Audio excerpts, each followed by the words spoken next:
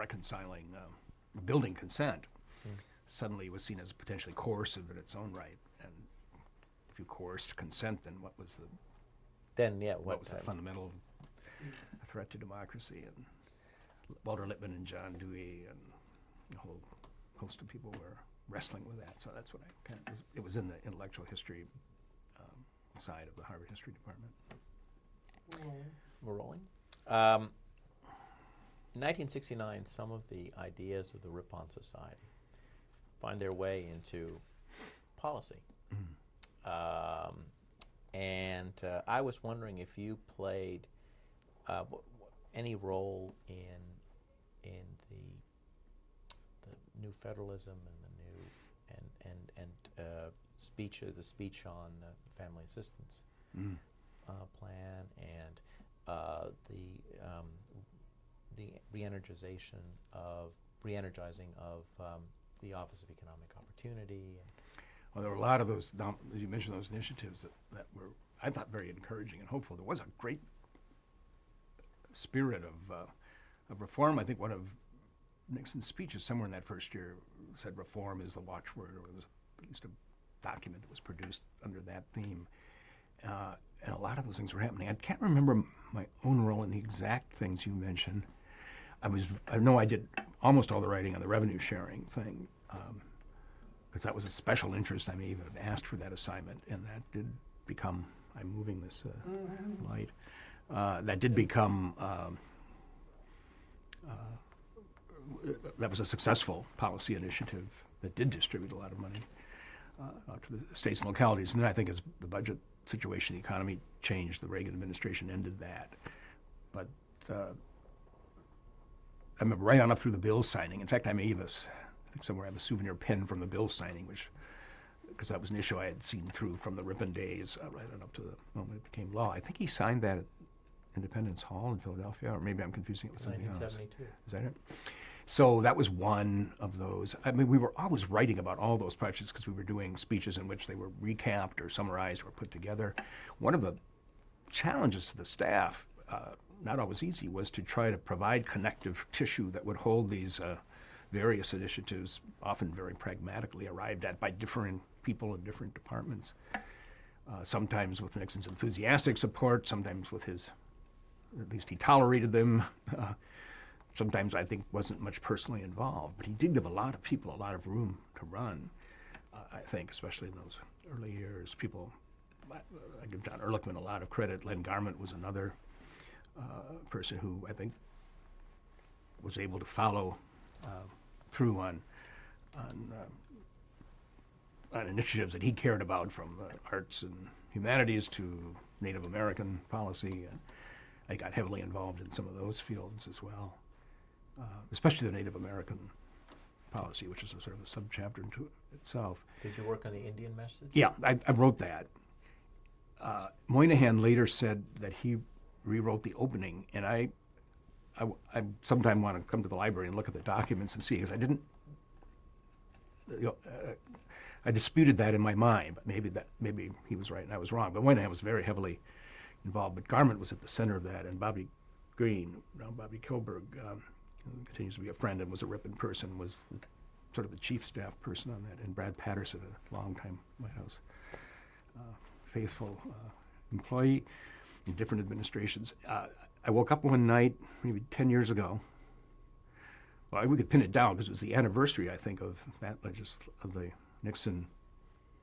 new Nixon policy, which was considered to be quite a breakthrough in Native American affairs. I always want to attribute it partly to the influence of his old football coach at Whittier College, Chief Newman, who was like a Cherokee Native American descendant, who Nixon revered as a kind of father figure. At any rate, on that issue, it was sort of Nixon's civil rights. It was the boldest area where he could really take a strong progressive stance for minority rights. And I woke up in the middle of the night and turned on C-SPAN, I think, and there was Len Garment talking to a Senate committee hearing, which was held to kind of honor that anniversary and remind people of that Native American agenda. And he was suddenly discussing the Nixon message and mentioned my name. It was like 3 a.m. I don't know what caused me to wake up and watch, but it was sort of fun, as having worked we really worked together to get that message in shape. And of course, that was then thought of as a marginal, probably agenda item, but important in its own way and fun to do. And I have run into Native American people who say that was their Emancipation Proclamation. Not to put too fine a point on it. Oh, we've had the good fortune to talk to Len Garment and Good. and Bobby and Brad Patterson about All it. of them great. But I'd like to ask you what you remember. I mean, again, unpack for those watching what the issues were as you recall them. I'd have to go back and study and recall. It was ending the old protective but confining federal attitude. There was a wonderful documentary on this on PBS just this year, which reminded me of some of that. But I didn't. My memory is not good on those issues. The people who really hammered them out would have. It was at the time of Wounded Knee and all of that, and not Wounded Knee. Of Alcatraz. Yes, that was one. But there was something out in the Dakotas. Was it at Wounded Knee? There was a siege. That would come a little later. That came later. Okay. That's 73. And then there was a march on the Bureau of Indian Affairs. It was all very delicate and tricky. Yeah, but then this is Alcatraz. This is that was the immediate. and there was something else. The issue of Blue Lake. That's right. Yeah. Taos, the word. Yes, the comes giving to back mind, of Blue sacred, Lake the sacred place. and yeah. Yakima. Yeah. No, those comes back. I'll study up. On No. refresh This my is memory. but it was but why don't we use the Indian message to tell people about when you say you're involved in some? Would this involve you would meet with Garment? How would on all those messages, it would differ every time, of course, but the normal process would be at some stage, the thing would come to a point where you knew the president was going to get into the act. In this case, I don't think with a speech, but signing a message to Congress.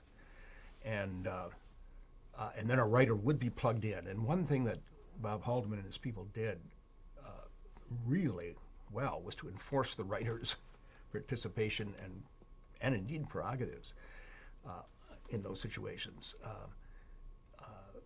It was a little harder with Kissinger than some of the others, but by and large, people bought into the fact that the language would be the responsibility of the writing staff. And for Nixon, language was really important. There's been almost a scholarly inclination to say that when Nixon organized a staff called writing and broke it off from policy, that was the beginning of the end in terms of the White House becoming a spin factory where professional writers were there to make things look good. And I think that may have started happening with Carter and maybe later with Bush, the first Bush, where the president, or there just were wordsmiths there to churn out language. But the people Nixon had on that first staff that was called the writing and research staff were the people who'd been with him longest and had been closest to him, as Buchanan and Price and then Sapphire. And I think it didn't reflect a notion that language was marginal and could be pushed aside. It reflected a sense in Nixon's eyes that language was all important. And he was himself really a writer as much as anything, and cared about writing, which is why he rewrote so heavily. So the writers would really be plugged in at an early enough point, and the process kind of revolved around the draft and that was done. And we'd come back from a preliminary meeting, hammer out a draft, circulate it to 10 people or 20 people or more sometimes. All the comments would come back, usually to the writer. We'd incorporate them as best you could. Where there were really sharp disputes, you'd have option A, option B.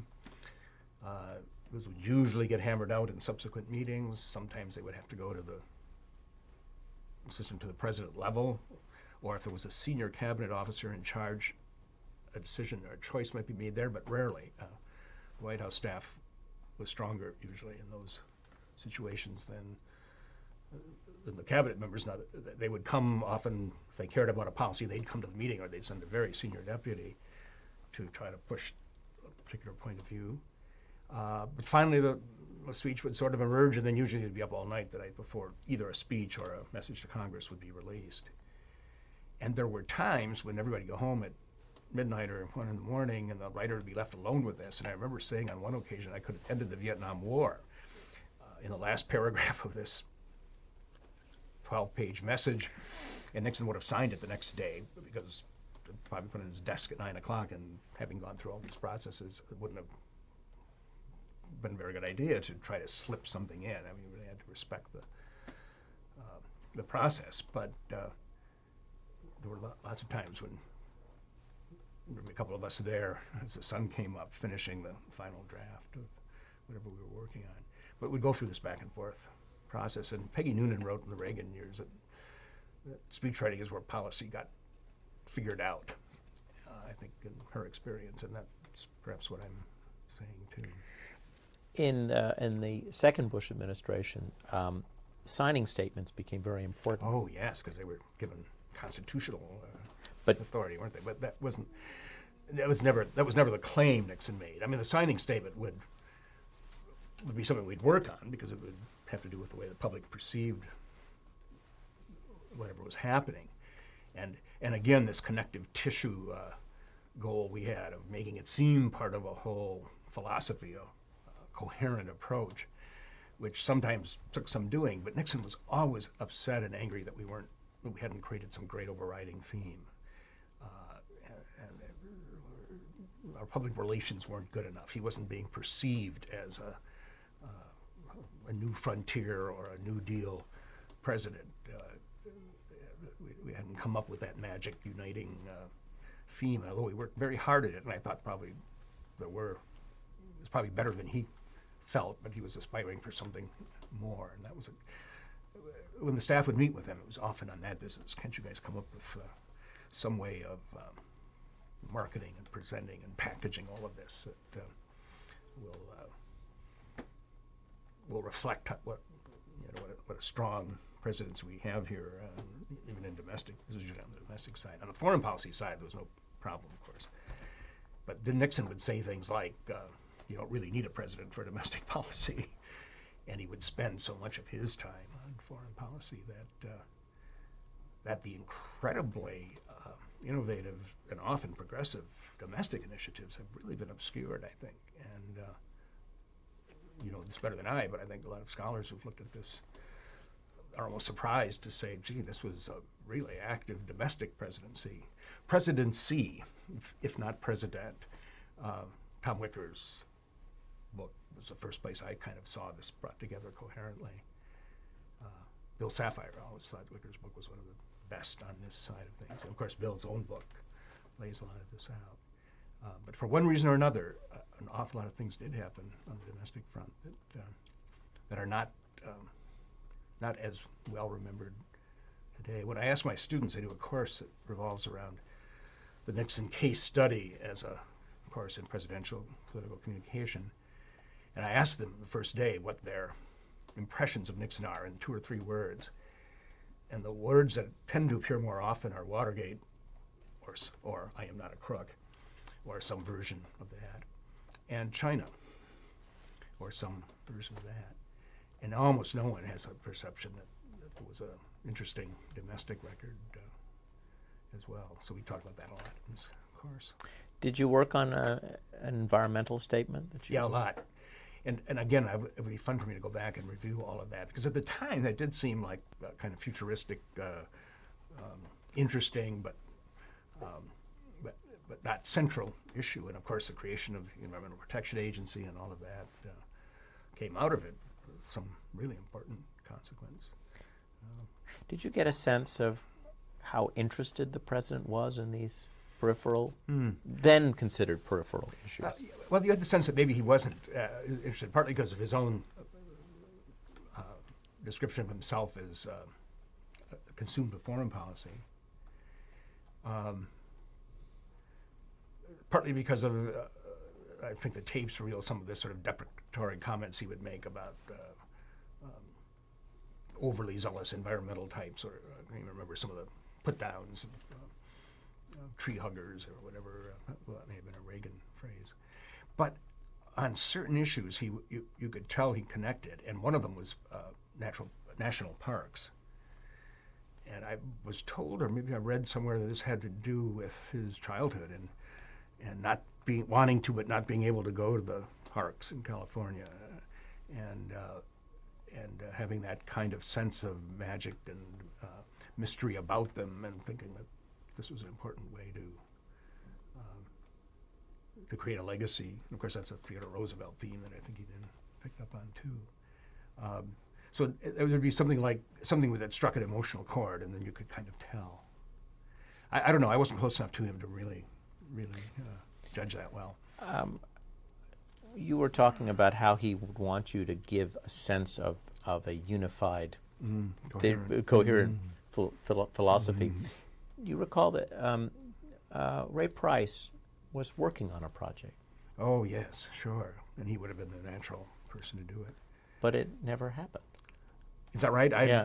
I don't know. I mean, Ray would write beautiful things that, I thought the first inaugural address, which was so much of Ray Price's language, though many other people too, had just some, I think it's the most underappreciated speech Nixon gave, maybe.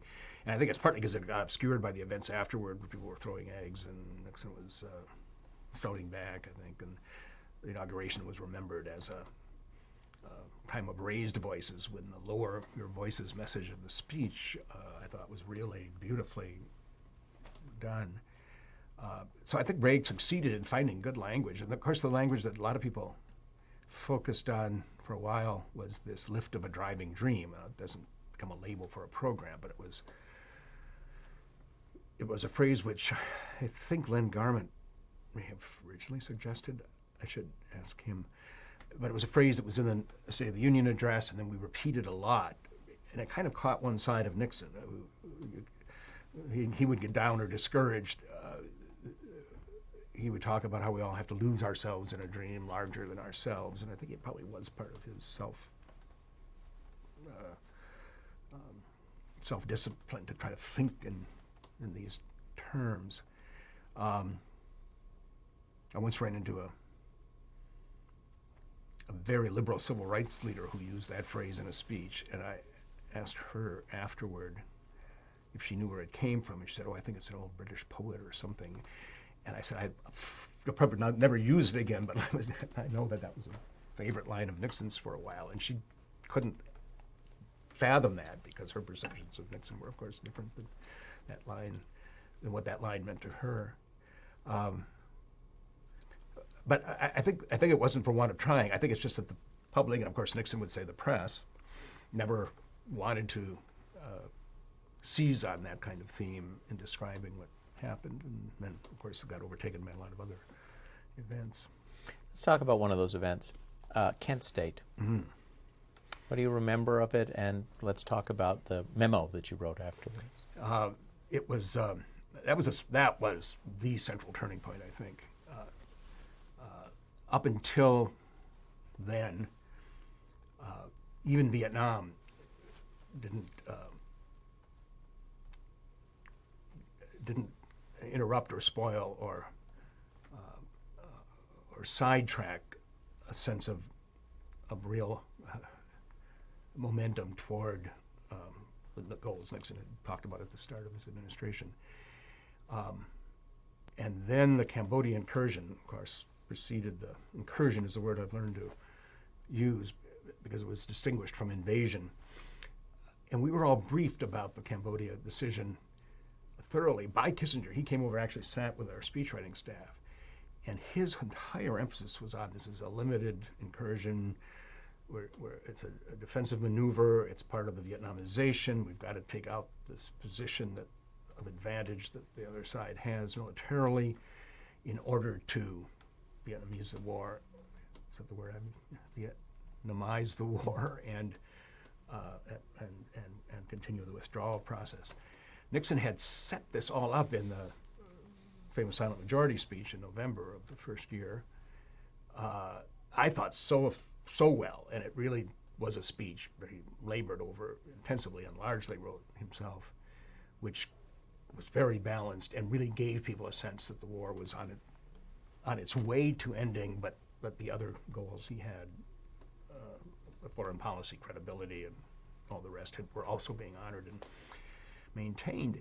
And I think all the good that was done at that time, or at least the holding that as a position, an issue that did not throw the country back into the agonies of the divided 1968 scene, all came crashing down with the speech on Cambodia, which Henry Kissinger says was the only foreign policy speech Pat Buchanan wrote. I don't know if that's literally exactly true, but it was filled with very militant language. Pitiful, the United States must not become a pitiful, helpless giant, and all of the kind of aggrieved language, which made it seem like a real call to a wider war. And our impression was that in policy terms, the decision had not been that scary, or that it did not imply all of this. And it ended with this: I would rather be a one-term president than with the pride of the country be damaged. In November, there was confidence there was a silent majority out there which supported this. By was it April, whatever date of the speech, on Cambodia, it was, well, I'm probably going to lose my election, not probably, but I would rather lose the election. I know this isn't popular, but I don't care. It was almost I don't care about mollifying public opinion. This is the right decision. And it triggered this firestorm of protest, which then was amplified many times over by the Kent State tragedy.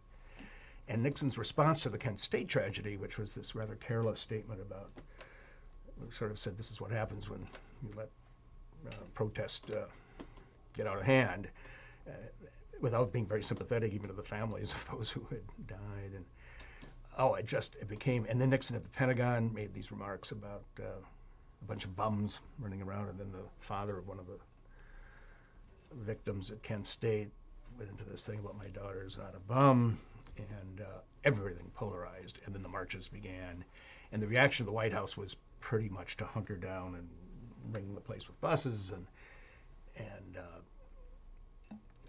some of this had happened earlier, but I think that's when the sand began to run out in terms of Nixon's wider credibility, not with his own key base supporters, but with the kind of swing voter and independent, the center of the country.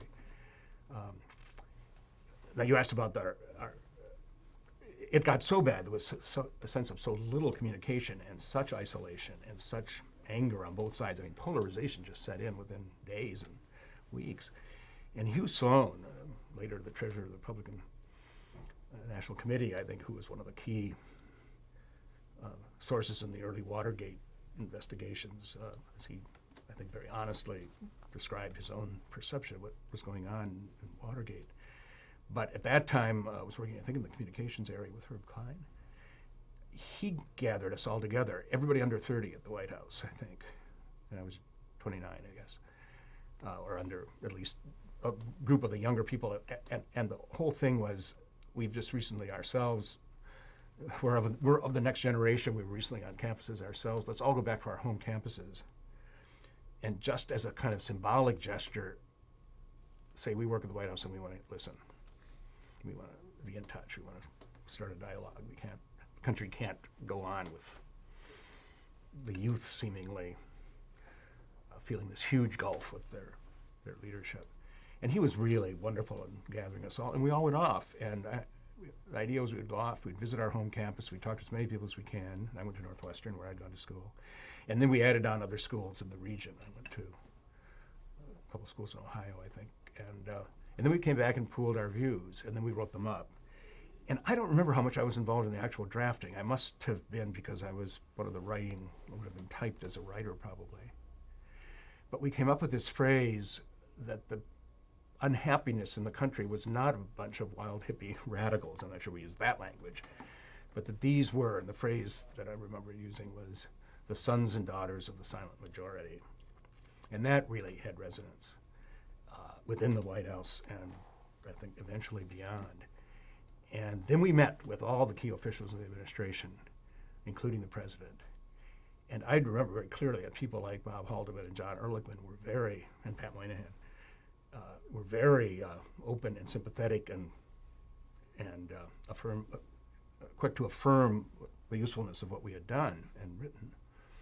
I think in Haldeman and Ehrlichman's case, it was because they had kids of that age who they were hearing this from. That, again, you couldn't just write off this protest as an alienated, radical, even foreign-inspired group, that this was coming out of the heart of the country. People like Agnew and John Mitchell were less warm about their reaction, but polite and nice. Nixon seemed perfectly ready to sort of in the center, listen and approve without embracing it too warmly. And then it all leaked. And there was a story in the New York Times of what we had done, and I think it quoted the phrase, sons and daughters of the silent majority. And I immediately got blamed for having leaked it. And I think Haldeman himself called me in, because I was known to have friends in the press, many of them going back to my Ripon Society days. And I think I honestly persuaded him that I had absolutely not done that. Maybe I should have, but I certainly didn't, and they bought it, and it was all fine. And I never felt compromised by that at all. And the idea was that this would have been a more persuasive thing if it didn't seem to be part of a public campaign. At the end of my time at the White House, which would have been maybe almost 3 years later, I was at a meeting, and Pat Moynihan came back from India, where he was an ambassador, and he called me aside after the meeting and said, I owe you an apology. I haven't seen you in 3 years or whatever. But he said, I leaked the story to the New York Times because I thought it was really important that the country know that there was a group of young people at the White House who felt this way. And I let you take the heat for it because I felt it would have destroyed my credibility if I had stepped up. And I still think it was the right thing to do, and politics is politics, but I hope you'll understand, and I was very quick to understand and actually be happy in retrospect that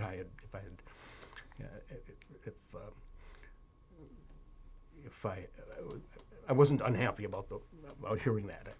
Maybe he was right about the fact that phrase should get out. Not that it really made any difference, but it turned into more of a story than I expected it to. So this was generated by Sloan? As I remember, he called the group together. I think we called it the Sloan Group at the beginning. Yeah. Wow. I think so. Yeah. And then we all, it was a document that we all signed, I think. But again, it'd be fun to go back into the files and find out what else might come to light about that. But there were a whole lot of people. It'd be also interesting to see who all went out. I think about 20 of us who went out and visited campuses and came back. But the evidence that it wasn't held against you, I mean, the leak is that. I think I was always typed as probably on the left of the speechwriting group, although I always thought of myself as really centrist, not very much on the left generally. But so it probably didn't hurt me because I wasn't as though I was an intimate, close advisor.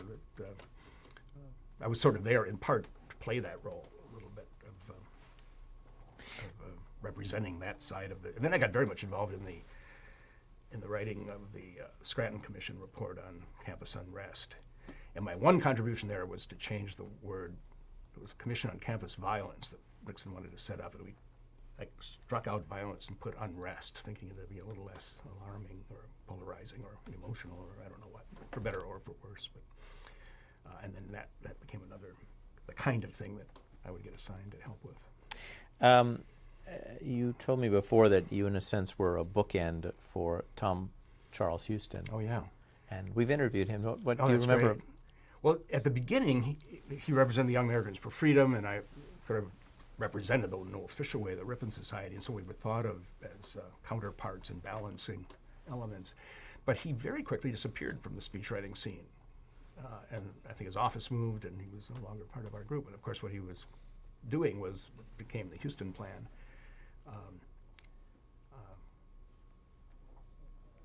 So it was never really much involved in speechwriting. Let's change tapes. Okay. Thanks. Lee, you said you had an anecdote from your Ottawa trip. Oh, it was a wonderful trip, and it was a thrill to sit in the Parliament and hear the one speech that went pretty much the way the writers had hoped it would. At the dinner for Trudeau, I think I already had a sense that Trudeau was not Nixon's type, and vice versa.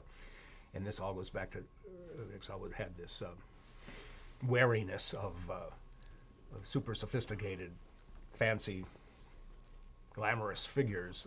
Orthogonian Franklin division is what people talk about going back to his college days. And one saw that a lot, and Trudeau was the ultimate example of this, as the way the Kennedys probably were, or Alger Hiss had been, just in social style terms. But Trudeau at the dinner, his son Justin had just been born, and he started talking about Justin, and I swear he said, and my hope for Justin is that someday he'll grow up to be a person as admirable as the President of the United States, or some very warm personal comment in the context of his son's recent birth. And it was a very generous, much appreciated comment, but it sort of seemed very out of what one would have expected. And but that was the nature of life. And I think Nixon responded very graciously too, but I think privately didn't have much use for Trudeau.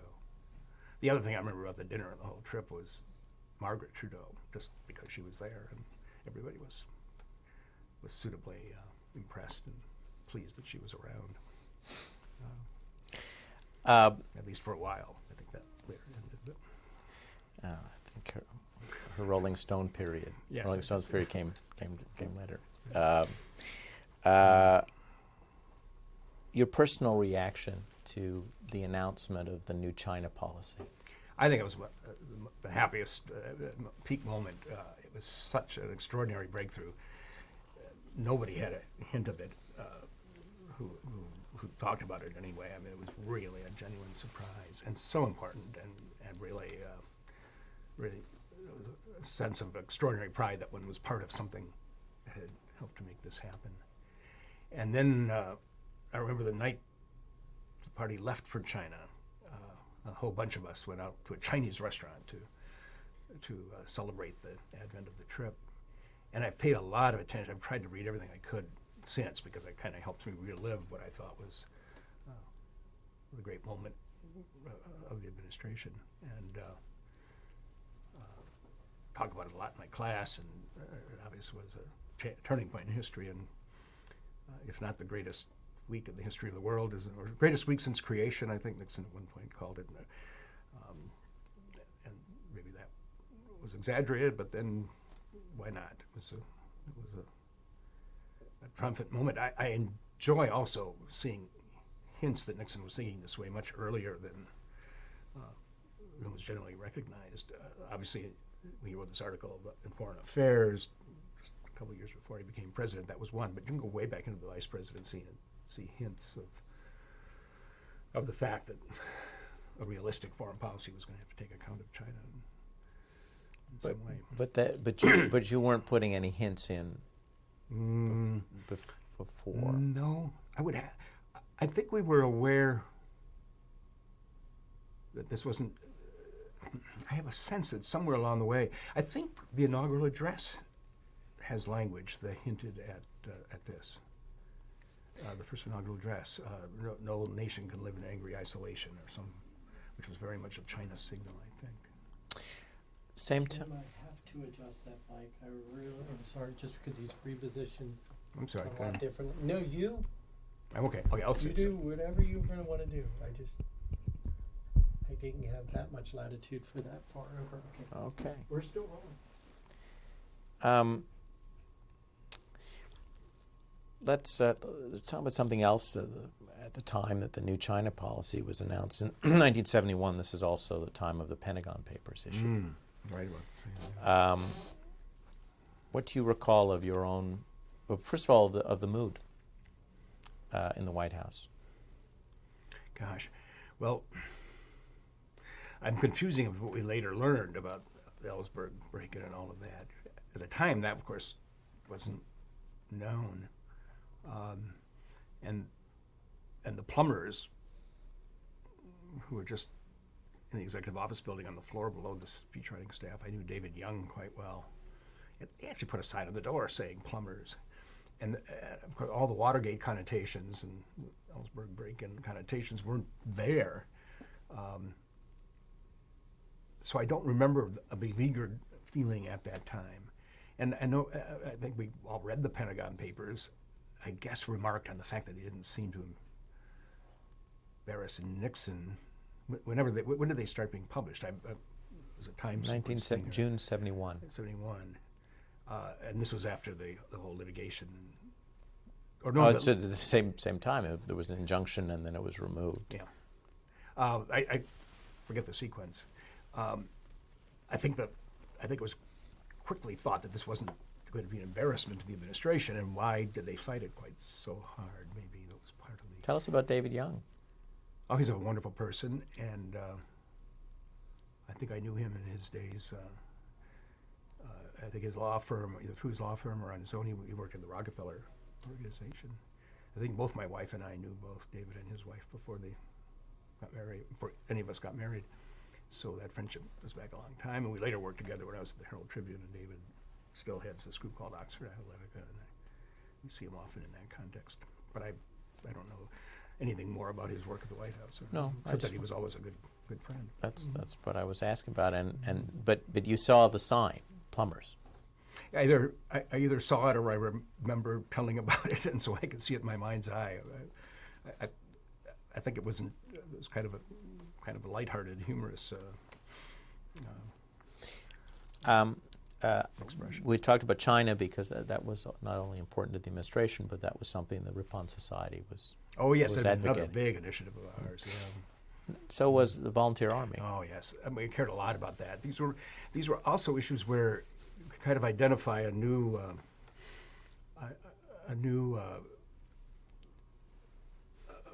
impulse, which wasn't traditionally left or right, which kind of blended perspectives. The Volunteer Army was personal liberty. You could talk conservative language on that issue very sincerely and very with great passion, and it just seemed, and then with lots of arguments on this would also make more sense in terms of morale, military morale, and effectiveness and efficiency, and people would serve longer, and you'd have a more professional army. And not all of those arguments have proven out, but at the time, I just thought that was a tremendously important breakthrough, and I think it really did make a difference in support for the Vietnam War or for the prolonged withdrawal, which I think would have had to be a lot faster if the draft were still in effect. I think it was hugely important. A lot of people have argued that Iraq wouldn't have happened the way it did if there would still have been a draft. And I think that probably is in some ways persuasive. There are always unintended consequences to these things. But that was an issue that the Ripon people kind of had organized around from the very start for the reasons I mentioned. It's interesting because the Ripon people were joined by conservatives on this. Oh, yes, absolutely. No, it was quite in fact, the book, The Wrong Man in Uniform, Bruce Chapman and George Gilder, who now become quite known as conservative advocates on various issues, they were part of the founding of the Ripon Group.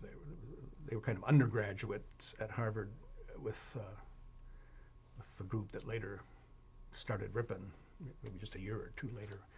And so they were kind of part, although they had moved away from Cambridge by then, they were part of that organizing group. A lot of the people who were in Ripon at that time have now would think of themselves as conservatives. A lot of people went the other way and became liberal Democrats, and some of us became quite independent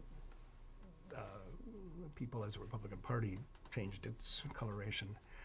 There was a reunion of the Ripon people not so long ago, and it was kind of fun to see people and what had happened to them in terms of their own thinking, and we've done it in a whole variety of ways.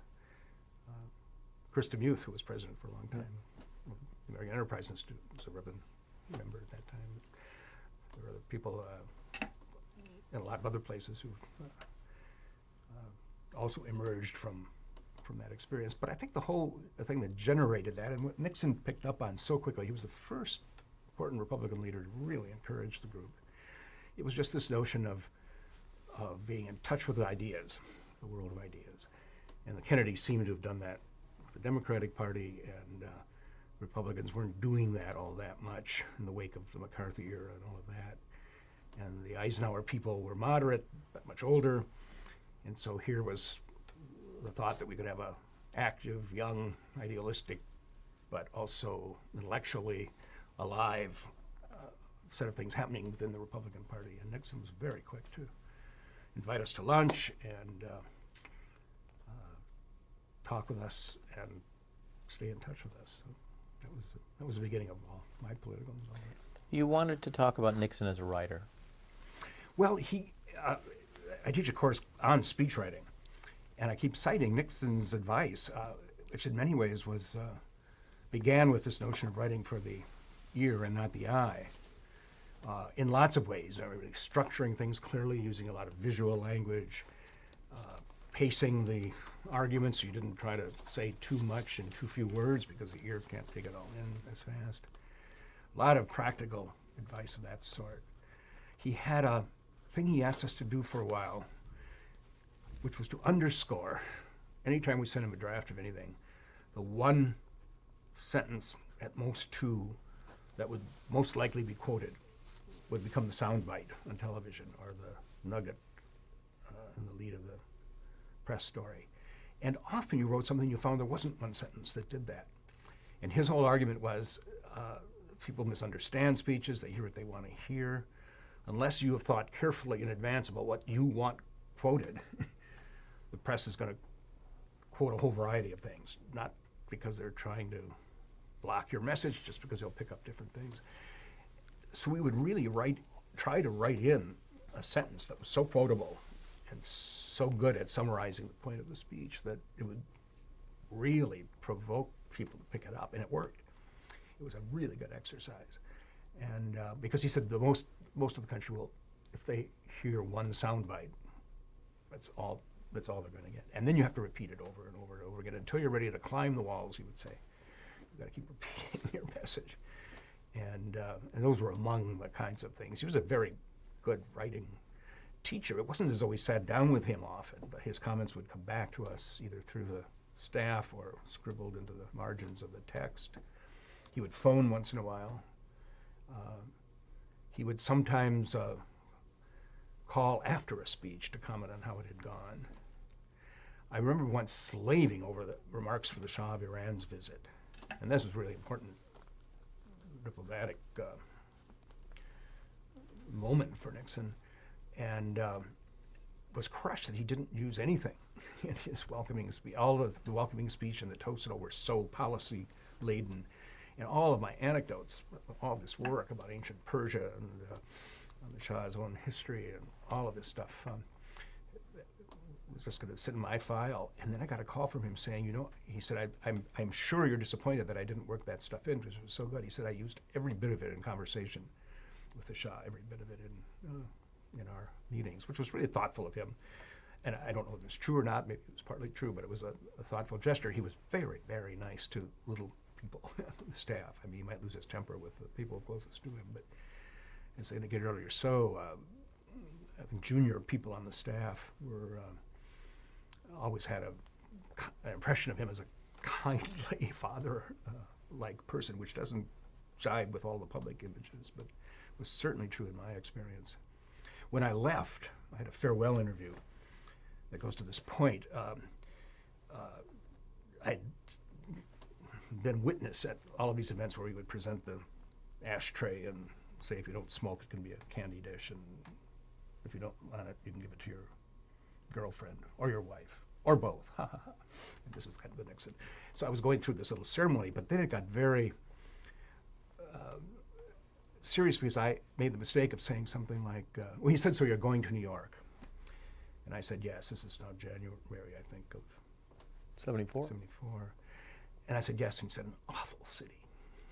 An awful city. And then quickly, in very Nixon-y fashion, said, awful but wonderful. To be sure, balance the scales. And then he went on a little bit about what he didn't like about New York, although he wound up, of course, spending a lot of time there. And then I said, well, it's been great fun, which was not the word to use in January of 74, but by that I meant it was a wonderful experience, and I kind of dropped the word fun a lot. And he said, fun? And then he quickly, of course, said, oh, I know what you mean. It's just that I get so sad when I think about all the young people. And that was about it. But I come back to that young people phrase. I think a part of him really could identify with all these kids who had suddenly wound up working at the White House and thought of this as just a dreamland they never would have expected to have happened, and probably a lot thought that this would this was going to be something they would coast ahead on for the rest of their life, and then it suddenly turned out to be something you would have to explain away for the rest of your life in some people's eyes. And that sudden shift of perspective, really, I mean, it did change a lot of people's attitudes about government and public service. It did ruin some lives in some sense, for at least for a while, people who were directly involved, and people went to jail and all the rest. And there was, I mean, I honestly sensed this emotion when Nixon said, I'm so sad when I think about all the young people, because I think it was a sense of the early hopes that had been dashed because of the Watergate stuff. Let me ask you a bit about first of all, the effect of Watergate on, at this point, your, okay, sorry.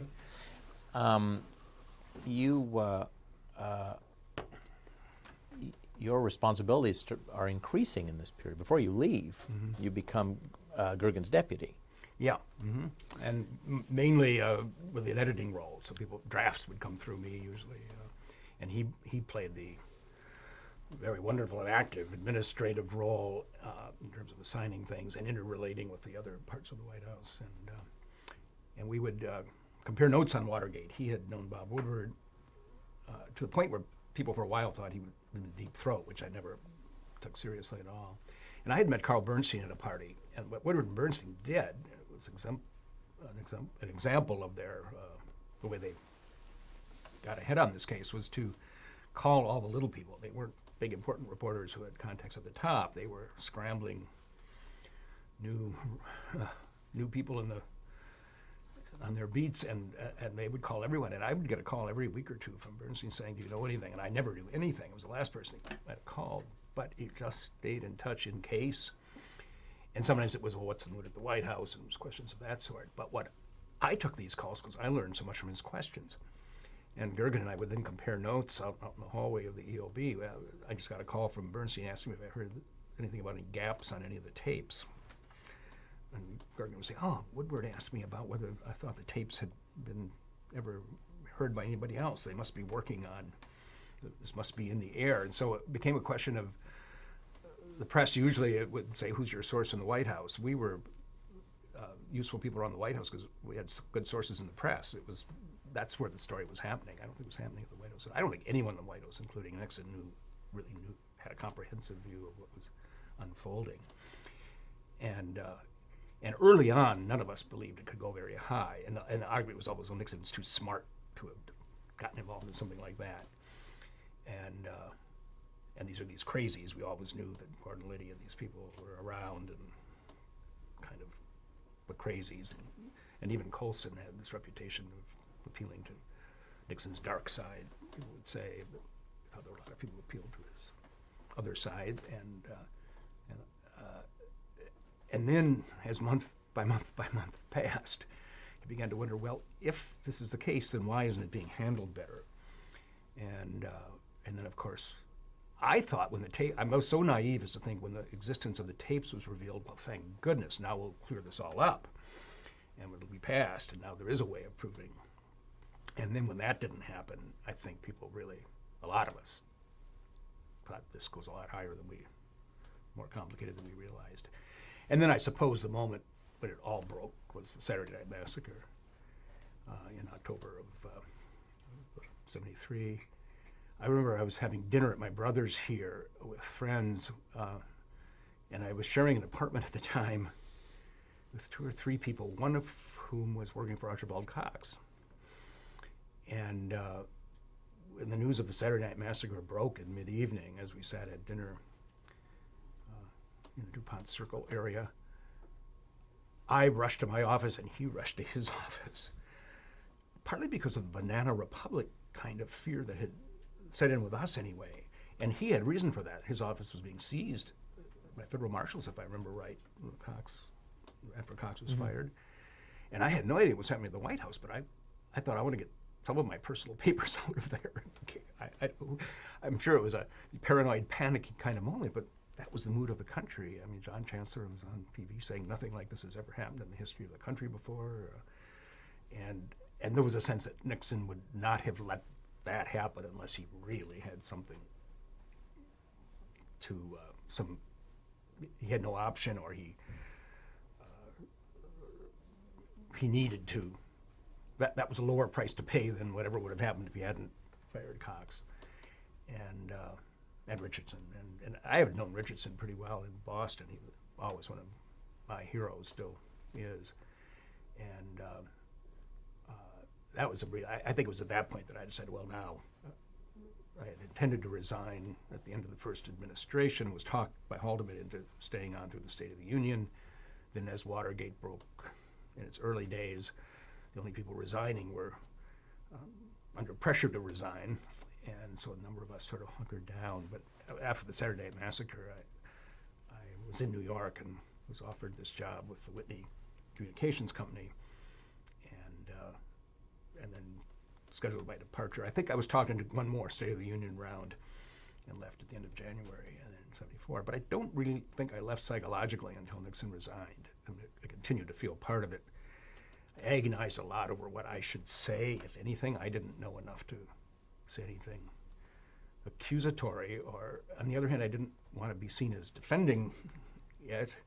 And finally, Johnny Apple of the New York Times did a long interview with me in which he caught these nuances and confusions and uncertainties, and it was really, and then he published quite a long story of just somebody leaving the White House, both proud and worried and concerned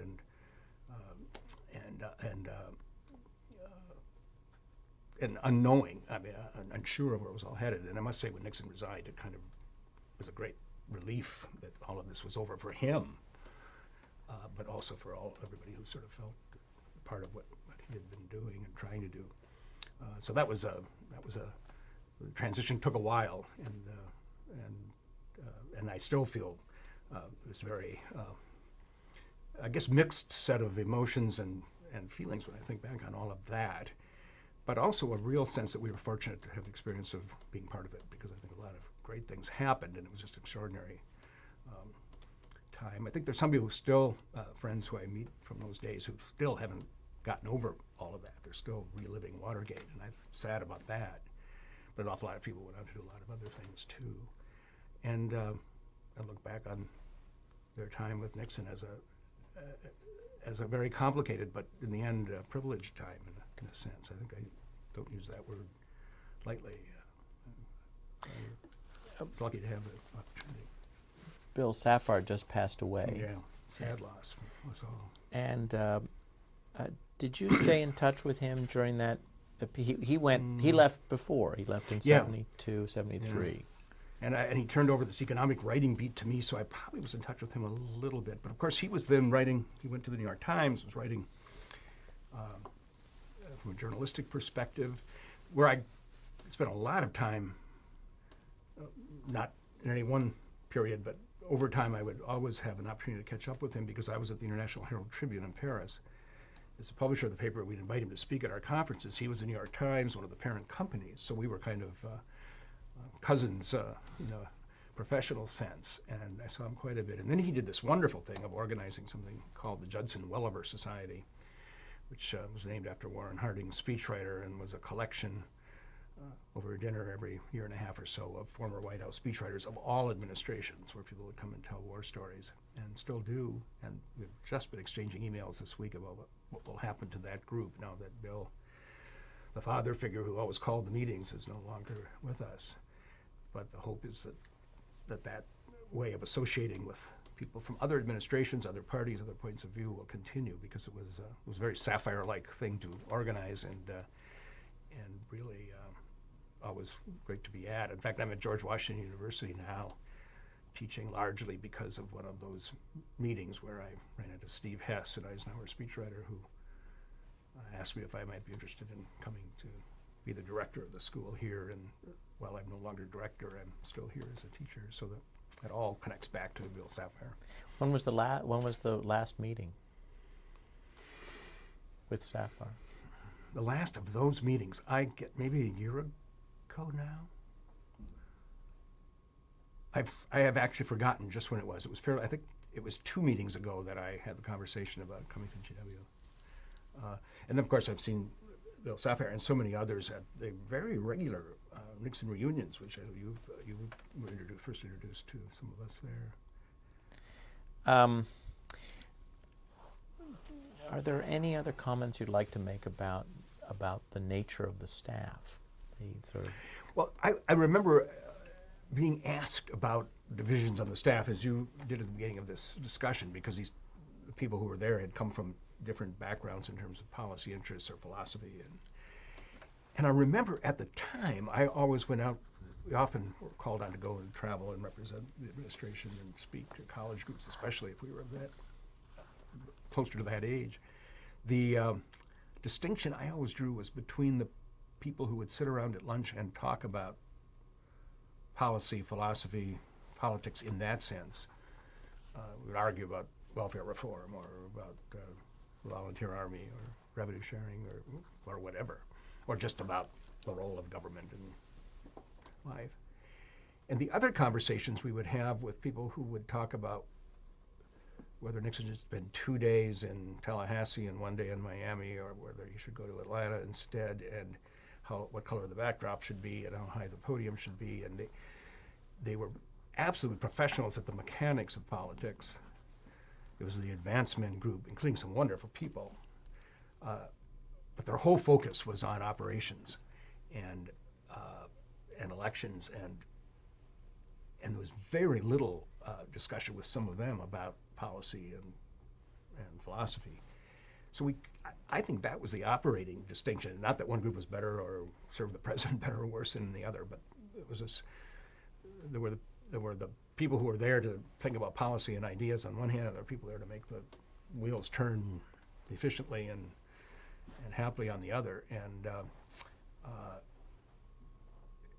And in the end, I think an over concentration on that sort of mechanical side, which always perhaps unfairly was attributed to Bob Haldeman's influence, helped to create some of the problems, trying to micromanage things and